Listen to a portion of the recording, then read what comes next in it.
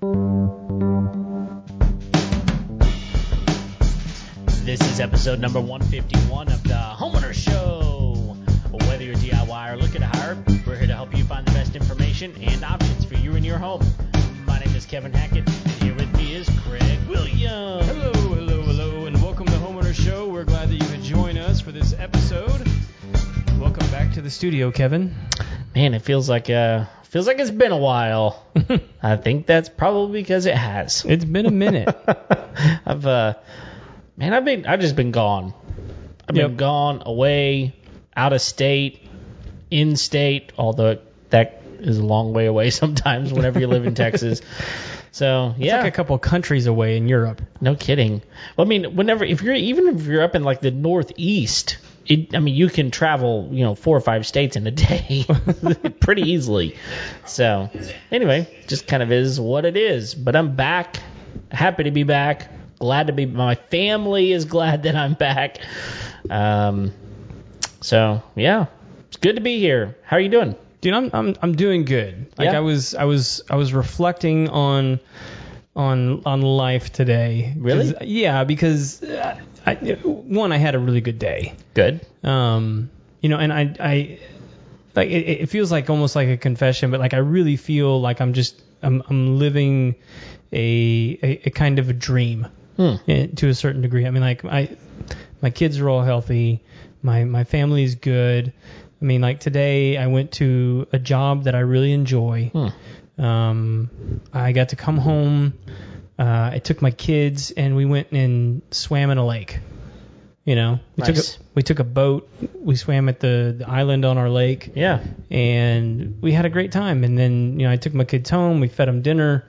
We just had a really good day. We just got back from camp with the kids. We took the little ones to kids camp. Got to go to that with them. I mean, and I was like, man, a lot of parents just don't get to take their kids to camp. Yeah. Let alone their kids going to camp. They don't get to go to camp with their kids. Mm-hmm. And so I've just had this great, several days now. And I was just like, man, I'm lucky. Yeah. I'm very, very lucky.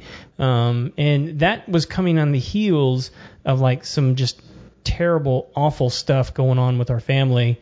My dad was in this really awful accident. Yeah. Where it was. I mean, like it sounds very like Texas, but he was in an accident with a tractor. Right. And his leg it wasn't broken, but it just got really cut up. Really, really bad. He was actually really lucky that it didn't get broken. Yes. Based on what happened. Yes. Yeah. And it walked away from it. Yeah. And which is, from what I understand of what happened, he's very lucky to walk away from that. I mean, he survived. The water well did not. Yeah. So are they still without water at this point? They were with water the next day. Really? Yeah. Okay. And honestly, because of some of our business connections and some of the stuff that we do with the show, like we have a lot of good relationships with businesses. And and the guy that came and fixed it, he's been one of our neighbors for close to 30 years. Okay. With the business. And so when he heard what happened, man, him and his crew were over the next day getting everything fixed up and repaired.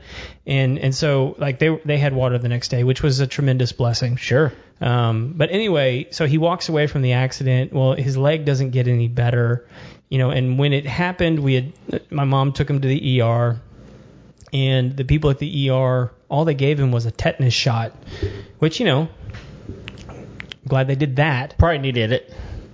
What'd you say? He probably needed it. He probably needed it. Yeah. But his leg got infected. Yeah. And so we took him to the ER, and it didn't go well from there. From there, it looked like he had an infection in his blood. They were having a difficult time identifying the bacteria that was in there, and so they didn't know which antibiotic to throw at it. And then when they did identify it, it was a certain strain of bacteria that they were like, oh, well, we can just use this particular antibiotic. Well, that was the same antibiotic that I think it was like 3 or 4 years ago, almost killed my sister because of an allergic reaction. No. And so we didn't know if my dad was going to have the similar allergic reaction because he has some other allergies. And so we kind of had to wait a little bit and see if maybe there was another antibiotic that would work. But the really horrible part about that whole situation is when he went to the ER, they admitted him to the hospital, but they couldn't move him out of the ER. Oh, yeah. It was full. The hospital was full. Yeah. And so he gets stuck in the ER for like 6 days. Ugh. I don't know if you've ever been to the ER. I have. But they don't have bathrooms in those rooms. No. And he was basically bedridden for like 6 days. And was having to like move in and out of the hallway where they were having people just wait in the hallway for care. Yeah. And when you got a bum leg, that's no fun. And so it was just not a fun experience. If you don't have to go to the hospital right now, I definitely don't recommend it. Stay home. If you can. I mean, do a video consultation or something, because the hospitals are just, I don't know. And they'll even tell you we were like, is this COVID? And we're like, no, this is just like regular stuff. We're just, and I think part of it is that they're understaffed. And because they were so focused on COVID for such a long time, there's certain aspects of the hospital that are not at full capacity yet. Sure. They're not fully staffed, and so they can't fully open the hospital because they don't have the people to give the care that they need to, because they're recovering from COVID. Yeah. And so it's like, I don't fault them. I mean, they've been operating under these certain parameters for more than a year now. And I think they're even adjusting to the way things are now. Yeah, I mean, and we're not in a we're not in a bad place for hospitals. I mean, no, I mean, best hospitals in the world, but there's so many of them too. But I mean, it's also a very large city, so. Well, and part of the issue is he's I always forget, it's Medicare, Medicaid. I think it's Medicaid. Yes.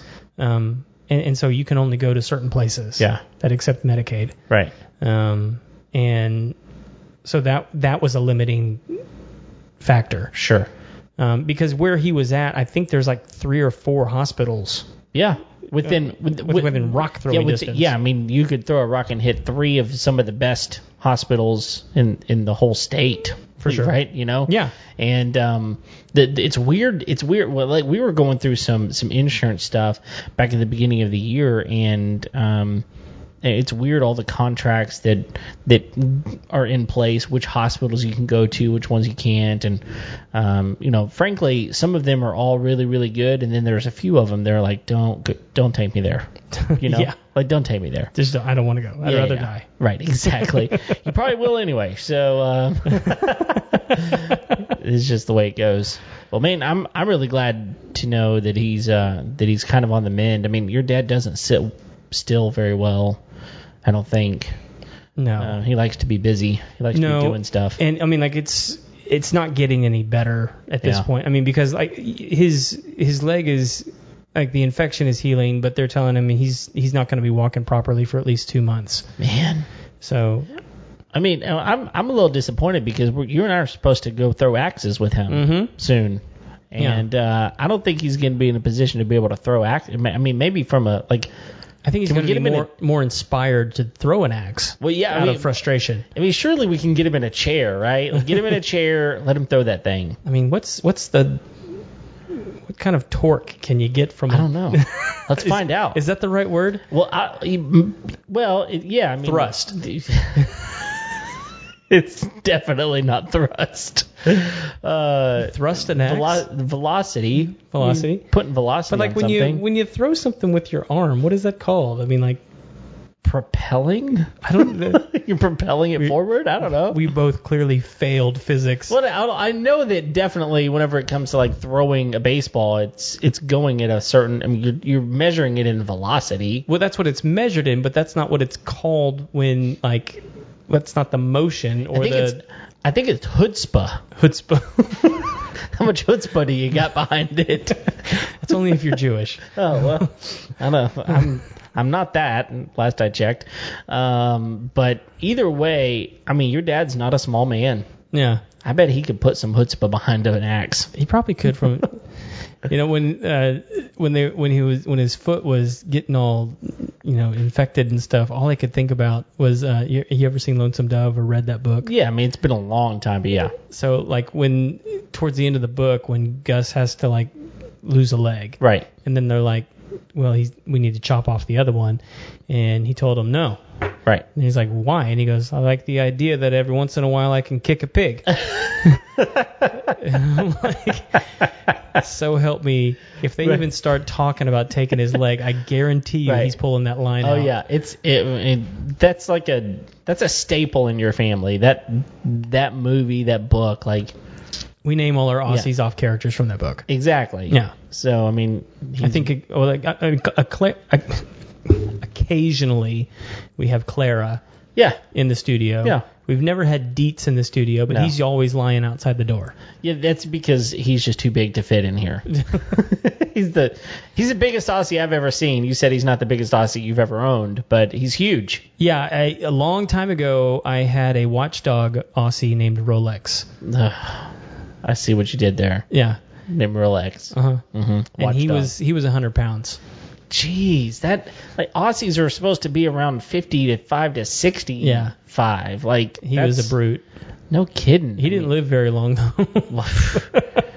Yeah, that's not surprising to me. So, but yeah, I'm glad he's doing better. But yeah, man, what a tough deal. I mean, basically the tractor drove over him. Right. Yep. And he's lucky. But yeah, he's home now, which that's the best medicine is getting to go home. Right. So anyway, you and I haven't seen each other for a while. So it's been a while. Yeah, so we decided to spend this episode catching up a little bit. Yeah. And then hang on to the end of the episode because we're going to be introducing you guys to a new segment that we're going to be doing on the show from time to time. Yeah. That we're pretty excited about. And we even have an edition of that segment in this episode. Yeah. So hang in there towards the end because we want to make sure you guys meet that. Right. So one of the things I was going to tell you is today, I was this evening really was hanging out with some teenagers and we were playing a game. Right. Pretty epic game. One of my favorite games to watch. Mm-hmm. I don't play it anymore because I'm not stupid, but it's hilarious to watch because it's slip and slide kickball. Nice. Okay, so all of the base pads are I went to Home Depot and bought 6 mil plastic sheeting, and so it's 10 foot by 100 foot. We cut it out and made the base diamond pads. Yes, the diamond, and then I know terms. for the bases, not the one for throwing, but I know that one obviously. So for the bases, they're just these little, the blow up kiddie pools, right, and with a little bit of Dawn soap and water. This game is hilarious. And so, but in preparation for this game, it's actually really, it's like one of the worst setups and takedowns of a game ever. Because it takes forever for that stuff to dry, right? Yes. You got to blow up all of these kiddie pools. And so I had some people with me, and I was like, hey, air those up. Mm-hmm. They took about 4 breaths, and they were like, this is going to take way too long. And I was like, yeah. So what did I do? I went home, and I got my Ryobi air inflator. There you go. And I've got a 4 amp hour battery. I've actually got 2 of them. I was like, I'm really curious how long this thing lasts. Yeah. Like, so I bought both batteries because I have no idea. So did you go do the battery thing where you buy the 2 batteries and you get the free tool? No. Okay. No, I bet I've had these batteries for 7 or 8 years. Okay. And I use them regularly. They're the lithium 4 amp hour batteries. Right. Very, very good. And these pools are, they're, I don't know how big they are, probably 6 foot diameter. But there's like 3 levels of air that you have to put into them. It took me a total of about 25 minutes for 4 pools, but I didn't even use up all of one battery. But it did the job. Oh yeah. Definitely did the job. I was very, very impressed with that thing. I mean, I've used it for airing up tires and different things like that, but I was like, okay, this is, I mean, basically 25 minutes of holding that trigger down, which is a hair trigger, by the way. That's such a hair trigger.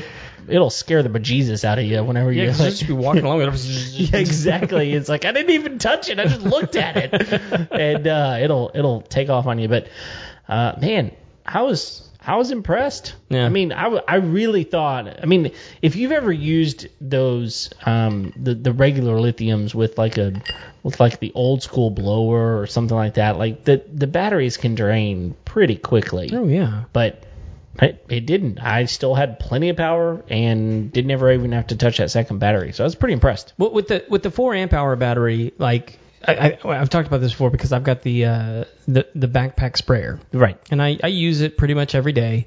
But if I put a 4 amp hour battery, that battery with me using it will last me about 2.5 days. Wow. Using that backpack sprayer. That's amazing. So either it doesn't require a whole lot of power, sure, or that battery just has a good longevity on it. Well, I do think that battery is really, really hefty. Yeah. And they make a bigger one too, don't they? Make like an 8 amp hour? Or is it a 6? I think it's a 6. But that's a huge battery. Like, yeah, it's not something you'd want to carry around on the end of your drill. No, but the 4 amp hours, the 4 amp hour is the size of the old yellow or orangey NiCad batteries. Okay. That's how big the size of it physically is. I was just thinking if they do make a 6 or an 8, and I can't remember which it is. Yeah. I mean, you can probably look it up because my computer's occupied at the moment. But I think they would probably be more for like the shop vac and the miter saw. Yeah, their miter saw actually takes 2 batteries. Yeah, which actually is brilliant because it really gives you a really good gives you a lot of power behind that thing. So let's see what they got here. They got a 3 amp hour, they got a 2 amp hour. There's the 4, and then there's the 6. The 6th is okay. the biggest one they've got. Okay. But I mean, it's a big dude. That 6 amp hour battery is big. I want to see if it's as heavy as the 40 volt. Oh, as heavy? Yeah. Yeah, I don't know. I'd have to figure some of those things out. But I mean, it's not a small battery. But if it performs anything like that 4 amp hour battery, it's gonna do a pretty good job. Yeah, for sure. Well, so last week you weren't here, but I got to talk with Eric. Right. And I don't know if you heard, but I built a table. Really? Yeah. What kind of table? I built a 10-foot outdoor table. Really? For my deck. Okay. Yeah. I haven't even been out there to see it. It seats. It either seats 10 or 12. Okay. We've got a 10-foot picnic table at our house. Right. Which is phenomenal. Yeah. It just holds a lot of people. It does. So I had 3 benches that fit around the edge, the sides of it. Cool. So I didn't have to buy a lot of chairs or anything like that. I basically disassembled an old crappy table and used the legs. Well, that's good because I was thinking, well, that was probably about a $450 table just with the materials. No, well, what I told Eric is it cost me $100. Yeah, it's not bad at all. So, but like what I used for the tabletop, which I don't recommend to people. I mean, it fits our deck. Yeah. But I'd used dog-ear fence panels. Oh. And they're more expensive than they used to be. Sure. But they're still pretty cheap. Yeah, decking, or fencing is pretty inexpensive. So I framed it up really good. Yeah. And just decked it out with those fence panels and sanded it down and then finished it with a polyurethane.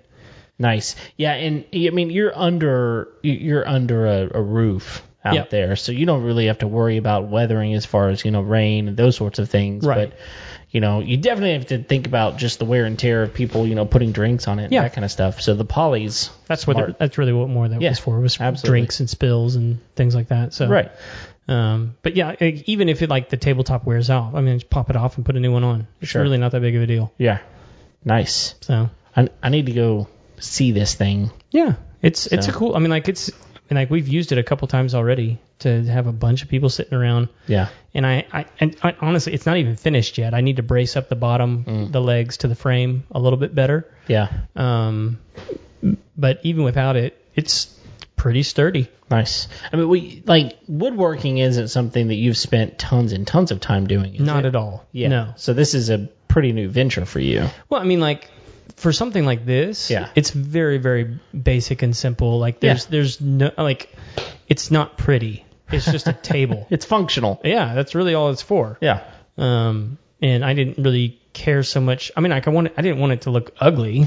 Yeah, but it's also on your party deck. Like, Yeah. this isn't in your house. No. So. No, but like we had a guy out this morning. We're having all our cabinets redone in the kitchen, and he specializes in live edge tables. And so we were like, well, okay, cool. So like, could you make us a table to match the cabinets so that we kind of have like a cohesive look between the kitchen and the dining room? Yeah. And he's like, absolutely. I'll make you a bid up for the table. Nice. And I was like, I'd really like it to be cedar because I've got a cedar countertop live edge in my bathroom. And he goes, yeah, no problem. Nice. So Very cool. We talked about him coming on the show. Yeah, that would be great. So because we've never done a cabinet episode. No, we actually had something lined up at one point. It did never work out, but What was that one? I don't remember. with our buddy who. Oh, did that's right. cabinets. That's right. Yeah. Yeah. So He kept bailing on us. Yeah, he did. But that didn't ever work out. But no, that would be great. I mean, well, first of all, I mean, woodworking, I love doing that kind of stuff. I just don't have enough time Yeah. to do it. I've actually got two cedar side-by-side cuts of a tree. So whenever you lay them side by side, they're a mirror image of each other. And they're full 2-inch slabs. Like 2-inch thick. Yeah, and so and they're about probably 8 foot long, something like that. Okay. So what I really want to do is I want to mock those up and put epoxy down the middle of them and make a table out of them. So it's one of those things I had on my radar to do for a long time, and then we bought that picnic table, so did never get to it, but I still have it. Why do you want to do the epoxy? Because if I just put them side by side, I'll have to rip them on one edge, Right. and the table would wind up being about 20 to 22 inches wide. Mm-hmm. And a table is typically 3 foot wide. So if I put the epoxy down the middle, then I can keep the live edge in the middle and on the outside, and I can just make it bigger. So I can make it wider at that point. And I just think it'd look cool. So 22 inches. How many shy are you of 3 foot? Is that 36? yeah, 36 is full 3. So it's almost, it's a foot, a little over a foot, to be able to. That's a lot of epoxy. Yeah, well, it is. But I mean, I've seen some really cool things done, and I don't know that I would do a full 30. Did we talk about this before? Because didn't you say you wanted like green or something like that? Yeah, either green or blue, but like a deep blue. But I would not put a foot of epoxy in there, but I would probably try to make it closer to 30 inches instead of 36. But Yeah. Anyway, I haven't figured all that, because really what I wanted to make it for was like a bar top. I wanted to make a bar top. Because I think the one I ended up building, I think it's like 32 inches wide. Okay. Yeah. Because it looks a little narrow, Yeah. but like it's functional. Yeah. And you can fit a plate on there. Yeah. No problem. Right. Yeah. Dude, can you reach that bottle of bourbon behind you? I can. Because as we get towards the last segment of the show, we may need 2 Bourbon Craig. Oh. And right now it's just 1 Bourbon Craig. Okay. Let's see what I can do. Yeah, if you can grab that, that would be fantastic. Yeah, I mean, like the thank you. I mean, like the table itself, I think it took me a day to put it together. That's not bad. No. No, I mean, did you have any sanding that you had to do on those fence posts in order to make them? They're not completely smooth. Okay. But I did have to sand them. Yeah. And it did take me a little bit longer to sand them because I thought I had a fully functional belt sander. Oh. And I didn't. I was mistaken. Okay, so I've got a story about a belt sander. So back when I got married, I got a little jealous. I mean, these women, they get these lingerie showers, and they get to hang out with their friends, and like they bring them stuff for free. and my wife had like 4 of them. Yeah. And I was like, this is ridiculous. She had 4 showers? Yes, just for her. It was insane. She had, her church people and her school people, and then anyway, she had all these people. Which is kind of funny because if you know my wife, she's pretty introverted. So anyway, so I was kind of like, I kind of joked to one of my friends. I was like, you know what? Like, guys should get tool showers. Mm-hmm. That's what guys should get. That needs to happen. And little did I know, he went off, told the rest of my friends, and then they threw me a tool shower, which was awesome, dude. Like most of the Ryobi tools that I have came from there, and like I got a 10-inch table saw, I got a drill, I got all kinds of stuff, man. It was really, really awesome. They got me a circular saw, a blower, and tons of other stuff. But one of the things that they got me was a belt sander. And I was really, really excited about it because I love doing woodworking and stuff. And for one reason or the other, like you have to have the right project for a belt sander because the belt sanders, I mean, they'll take the wood off. Right. Like they'll just flat eat through a board. So you got to be careful. And I bet I didn't use it for probably 5 or 6 years. Had it up on a shelf in the shed. And one day I was like, yep, I need that thing. Finally, I found a reason to use it. So I pulled it down, and I saw something like crawling on it. And I'm like, oh, man, what, it's in the shed. I mean, there's spiders everywhere, right? And so I was like, what is this? So I opened it up, and, dude, the entire thing is just infested with ants. What? I know. It's the weirdest thing. I don't know where they came from. Why they were there, but they had made a nest inside my belt sander. Was this in Arkansas or was it in Texas? It was in Arkansas. It was in Arkansas, okay. And it was up on a shelf. Yeah. And I didn't see them coming in. I didn't see them coming out. I opened the box completely full of ants. They had shredded like the insides of this thing, and I could not. It was not functional. Even if I could have gotten them all out, which I don't know if that would have ever happened. Like they ruined the belt sander. Yes. Okay. They were probably crazy ants. Well, they were crazy as far as I was concerned. So certain kinds of crazy ants are known to strip wires. Yep. And disassemble electronics. That's what they were doing. Yeah. Pissed me off. Yeah. So this is actually how we discovered tawny crazy ants in the Houston area.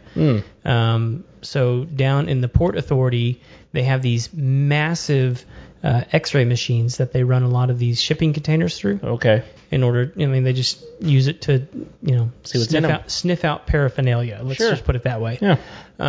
So one day, one of them just died. Okay. And they're like, well, this is weird. And so as they investigate, they find that there's a colony of ants that has set itself up and eaten the X-ray machine. Yeah, and it's one of those weird things. Is like, where did they come from? Yes. Where are they going? Yeah. Well, they weren't coming in. I mean, they were there, and they weren't going anywhere. And if anybody's listening to this and going like, that sounds really familiar. So there was like this, the guy that discovered him, his name was Tom Raspberry. Okay. And so people thought that we had discovered a new species of ant. No. And so they started calling them the raspberry ants. Okay. Raspberry crazy ants. Right. Well, later found out that no, it wasn't a new species of ant. It was actually it was a crazy ant from the Caribbean, the tawny crazy ant that had been around. I mean, we'd known about it for a long time. It had just never made its way to Houston. Wow. Wonder how it got here. It's the ship channel. Yeah, I mean, it's just they swimming. No, they came in on. They came in on a ship. On a ship. And, yeah. Yeah, I mean that's the thing is like the whole colony, or I guess it doesn't matter if it's a whole colony. I mean, like, if you've ever seen a boat with shipping containers on it. Yeah. I mean, like that ain't the only thing they ship in. Oh, no. This is the same thing I tell people with Amazon boxes all the time. Right. You know, like there are stowaways. Yeah. In just about every container. Yeah. So, I posted this on my business page a while back. I think it was actually week before last. I had a customer call me and said, like, I have a crazy beetle infestation in my house. I don't know what's going on. Could you please come and help? No problem. Yeah. So when it's an odd call, I'm usually the one that gets it. Yeah. You know, like, because if it's odd, it's usually going to take a lot of time. And you know, I've just been dealing with weird stuff for a long time. Yeah. So it took me 15 minutes to figure this one out. Oh. So that's not very long. Well, it wasn't just mostly because I've seen it before and I knew what to look for. Yeah. And so she was like, there's so many beetles in my windows. And I was like, okay, like the reason you're in your windows is because they're flying to the light. Sure. That's not, and so because people think that a lot of times when they see the bugs in the windows, they're like, oh my gosh, my window has a problem or my window has a leak. That's not always the case. It's just like, and so what you do is you start walking through the house and you start looking for concentration. Like, okay, which windows am I seeing more beetles in than I am in the other ones? Right. And so that will give you a smaller radius with which to look for the infestation. Sure. So I ended up finding these beetles in a drawer in her bedroom, and in the drawer was a plastic bag, and in the plastic bag was a box of Rid-X. Oh. And for those of you that don't know, Rid-X is you basically you flush it down your toilet. Right. And it's used to deal with, what do you call those things? The septic system. Yep. That's what it is. And it's helpful to keep your septic system clean. Yeah. Is what it's for. Yeah.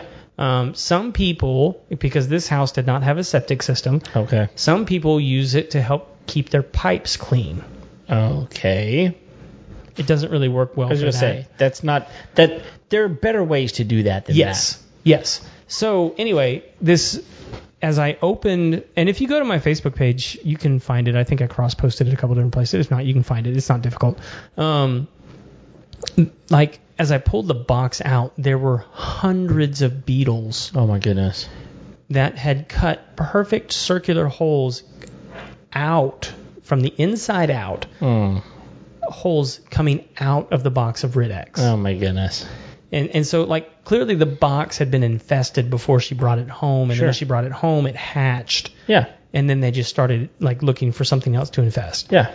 So, I mean, like, it took me 15 minutes to find it, and that's how long it took me to solve it, too, because the solution is you take the box outside. Right. And then you have no more beetles. And then you're done. Then you're done. I mean, there's going to be some flying around, but they're going to die. They're going to die. They're going to leave. Yeah. When you open the door. Yep, they're going to get out. They're idiots. They're going to fly to the window and die of dehydration. Yep. So, problem solved. Yeah. But so if you don't do that and you don't find it, then yeah, you're going to have a massive problem. Yeah. So the moral of that story is, leave all the boxes that you can outside. Right. And especially the boxes that the items arrive in. Mm-hmm. So, like, if you get a box from Amazon or wherever, open it outside, take the container, things in, out, and leave it outside. Yeah. It's no big deal. I'm so proud when I pull up to a lot of my customers' houses and I see Amazon boxes in the trash can. Yeah. So, and it's nothing against Amazon. It's just like, well, what are they going to do? I mean, it's all they can. I mean, they've got like thousands and hundreds of thousands of boxes in a warehouse. It is unreasonable to assume that Amazon is going to treat their boxes with pesticide, because then they're going to be liable for your exposure. Right. Like, it's not their fault and all why of would you they people spend that are money so anyway? litigious.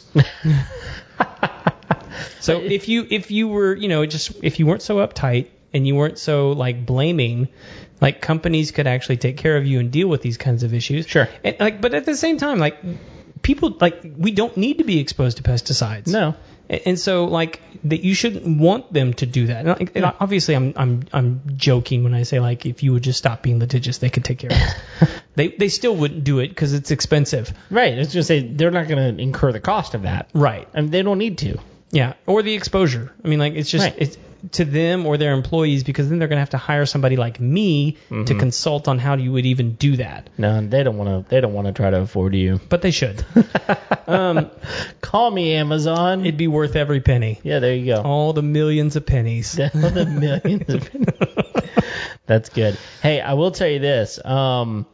There's a percentage of life left on the old iPad over here that's controlling a lot of things that people are watching on the Facebook. So I'm thinking it might be time to move on to the new segment. New segment. What are we calling this? This segment is called Terrible Stories. Terrible Stories. That's exactly right. It's simple, but it really packs a punch. So, and honestly, I have to say, like, this new segment is actually inspired from one of my favorite shows, the IT Crowd. Oh, yeah. They have an episode where they talk about a show in Britain called Builders from Hell. Oh, man, that's a funny show. If you like Community, go watch IT Crowd. That's right. Absolutely. So, yeah. But anyway, what we want to do is we want to curate some of the terrible stories that you have. So if you are any kind of contractor or service provider, and you've had an experience with a customer who was particularly terrible, we want to hear this story, and we want to share this story. Yeah. Now we don't want to share any names or addresses or anything like that. We don't want any personal information, but we just want the story. Yeah. So change the name if you have to. Yeah. But yeah, if send us the story how you want the story told. Yeah. That's fine, but just send us the story. Likewise, if you are a homeowner and you've had a terrible experience with like a contractor or any sort of service provider, don't send us the name of the business, because we're not gonna say it. Yeah. So, but like, just send us the story. Yeah. We'll give you credit for the story. We'd love to share the story with our audience, because we think these are stories that people want to hear. And as a matter of fact, we even have a story to tell tonight. So, and this one's a little bit old, but it's still relevant. Yeah. So there was a business owner that this guy had been in another business, and he was looking to get out of that business, and so he looked to buy a small business. Okay. And he wanted to buy one that had been in business for a little bit of time, so that he wouldn't have to build the business when he wouldn't have to start the business, basically. Sure. So he wanted to buy an existing business. Yeah. So he did. He bought an existing business, and this particular business sold products that had warranties on them. But the longest warranty on any of their products was about 10 years. Okay.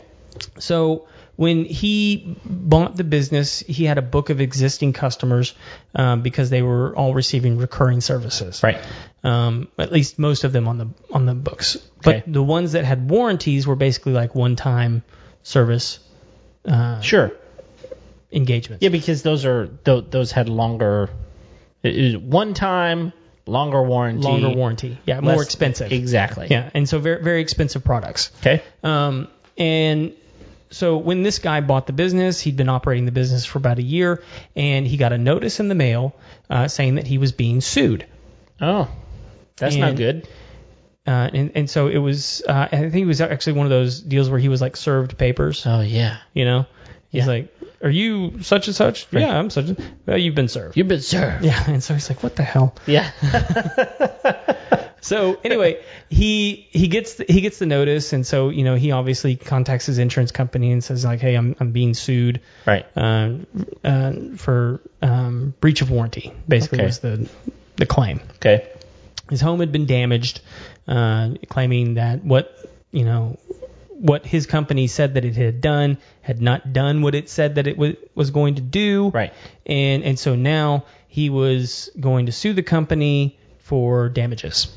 Okay. So new business owner flips out. Well, sure. I mean, he's only owned this business for a short amount of time. Probably has never seen said customer, never been to said customer's home, and now he's...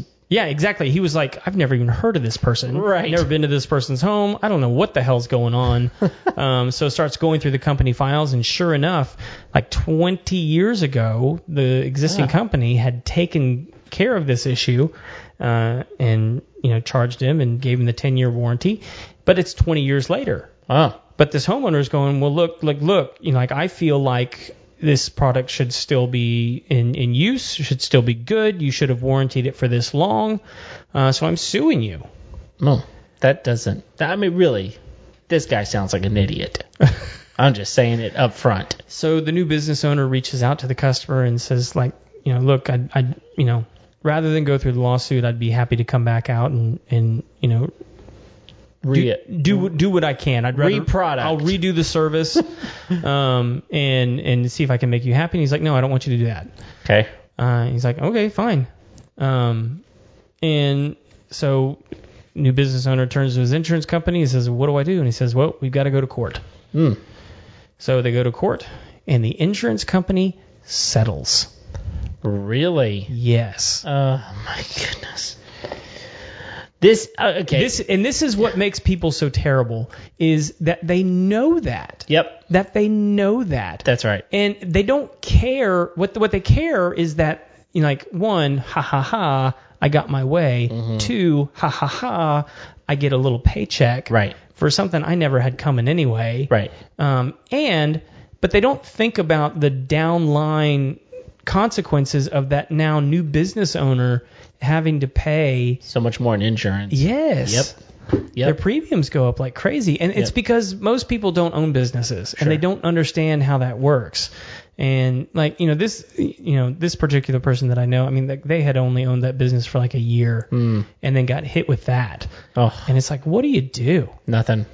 I mean, it sounds very similar. You may remember a conversation that we had about my wife who got in a little the fender bender that didn't bend any fenders.